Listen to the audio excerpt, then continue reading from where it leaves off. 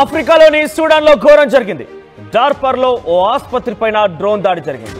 ఈ దాడిలో 30 మంది మృతి చెందారు. కొన్ని పదుల సంఖ్యలో వారికి తీవ్రంగా గాయాలయ్యాయి. పారామిలిటరీ సైన్యం మధ్య ఆధిపత్య పోరు కొనసాగుతోంది. అయితే 2023 ఏప్రిల్ నుంచి ఈ అంతర్యుద్ధం మొదలైంది. అంతర్యుద్ధంతో వేల మంది ఇప్పటికే మృతి చెందారు. డీటెయిల్స్లోకి వెళ్తే సూడాన్లోని సంక్షుభిత సూడాన్లోని ఆఫ్రికాలోని సూడాన్లో ఓ ఆసుపత్రి పైన భారీ దాడి జరిగింది. డార్పర్ ప్రాంతంలో ఉన్నటువంటి ఎల్ ఫరేషిలోని ఓ ఆసుపత్రి పైన డ్రోన్ దాడి జరగడంతో సుమారుగా 30 మంది ప్రాణాలు కోల్పోయారు.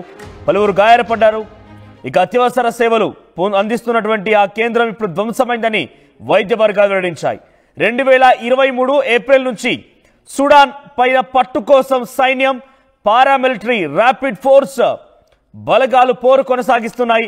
అయితే ఏ గ్రూపు ఈ చర్యకు పాల్పడిందో తెలియాల్సి ఉందని అంతర్జాతీయ మీడియా కథనాలు చెప్తున్నాయి.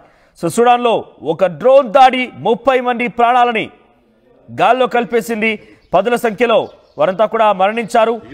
ఏప్రిల్ 15వ తేదీ నుంచి కూడా ఈ యొక్క అంతర్యుద్ధం మొదలైంది. వేల సంఖ్యలో ఇప్పటికే మృతి చెందినట్టు తెలుస్తోంది. అంతర్యుద్ధం ఆర్మీకి మధ్య, పారామిలిటరీ ఫోర్స్ కు మధ్య కొనసాగుతోంది. ఆధిపత్య పోరులో ఇప్పటికే వేలాది మంది మరణించారు.